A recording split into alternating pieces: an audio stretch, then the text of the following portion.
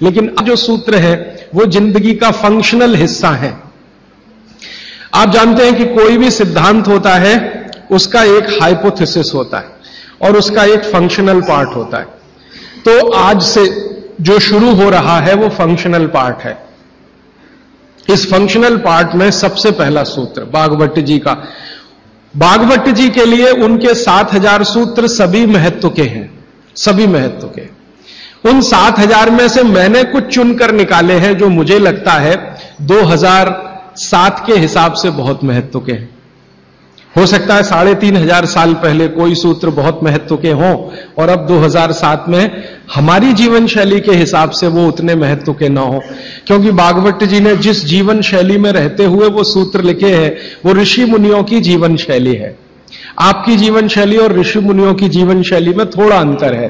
तो आपकी जीवन शैली के हिसाब से मैंने जो सूत्र निकाले और जिनको मैं महत्व का क्रम देता हूं, उसमें सबसे पहला सूत्र, संस्कृत में वो कहते हैं कि पेट जिंदगी भर आपका अच्छा रहे, दुरुस्त रहे। इसका मतलब यह है कि आप जो कुछ भी खा रहे हैं उसका ठीक से आप पाचन करते रहे। वो कई बार ये लिखते हैं अपने सूत्रों में कि खाना महत्व का नहीं है, खाने को पचाना महत्व का है। आपने खाने को खाया ये इतना महत्व नहीं है, जिसको आपने खाया उसको पचाया ये ज्यादा महत्व का है।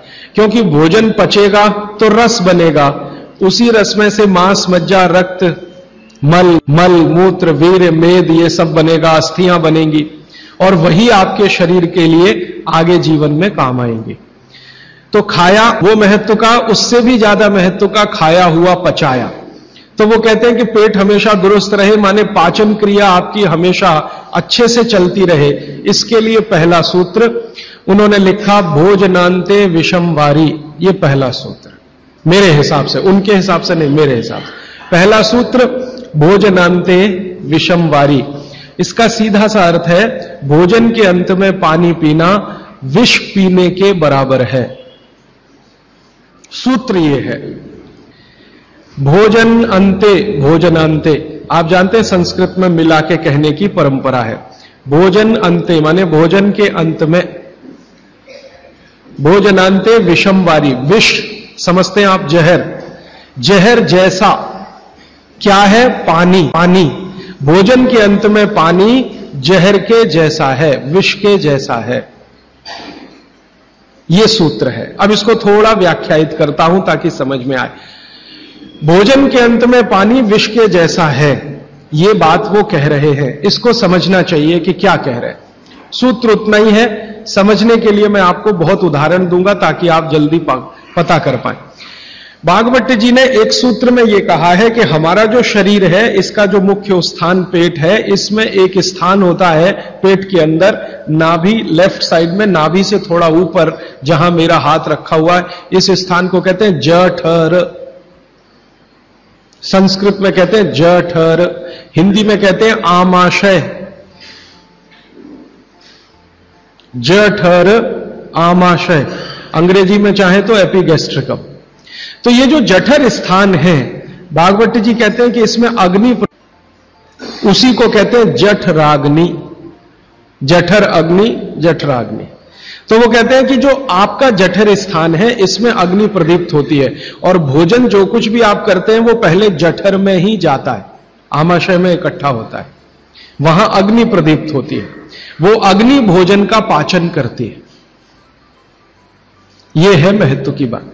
अब अग्नि प्रदीप्त हुई, आपने भोजन किया, अग्नि प्रदीप्त हुई। और भागवत जी इसके लिए एक सुंदर श्लोक लिखा है, लंबा है लेकिन हिंदी में बताता हूं। वो ये कहते हैं कि खाते ही अग्नि प्रदीप्त होती है, ऐसे ही जैसे आप बिजली के स्विच को ऑन करते ही लाइट जलती है।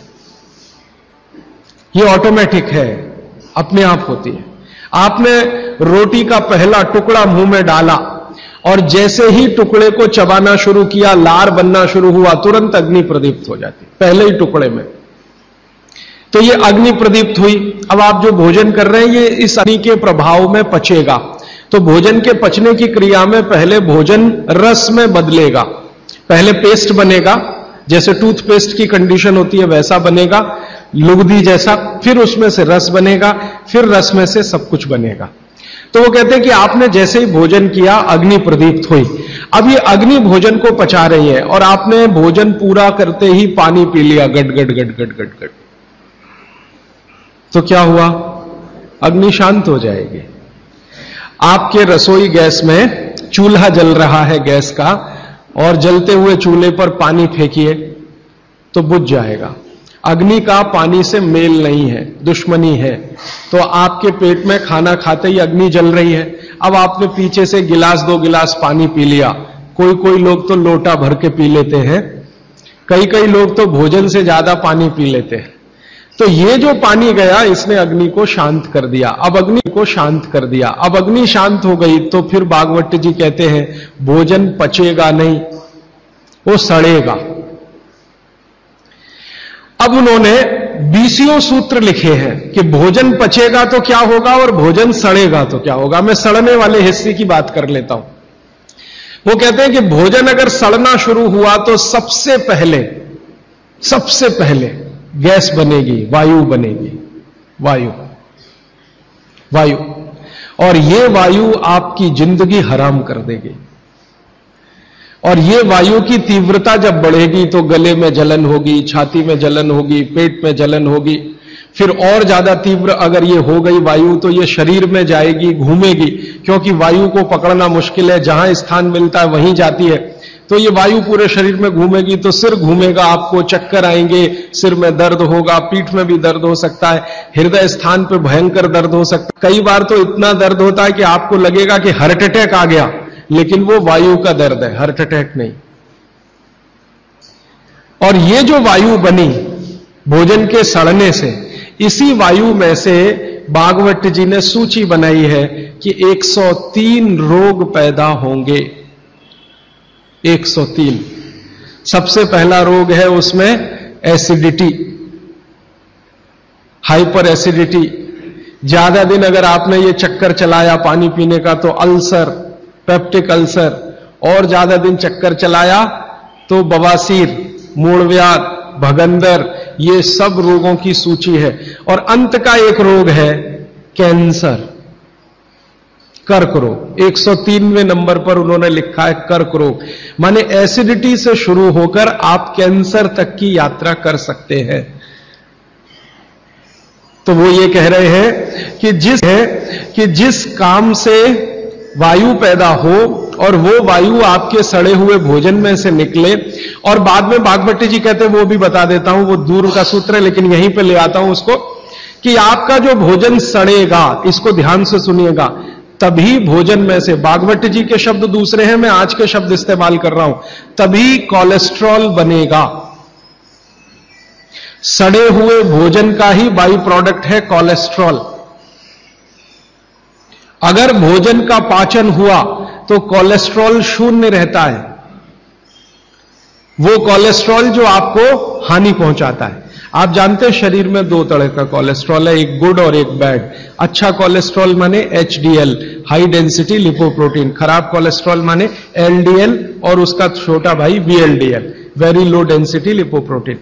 तो भागवत जी कहते हैं कि ये जो खराब कोलेस्ट्रॉल है वो रक्त मुश्किल है जब भोजन पेट में सड़ता है। इसका माने जिनको कोलेस्ट्रॉल बढ़ रहा है या बढ़ा हुआ है वो ध्यान दें, उनको भोजन पच नहीं रहा, उनका भोजन सड़ रहा है।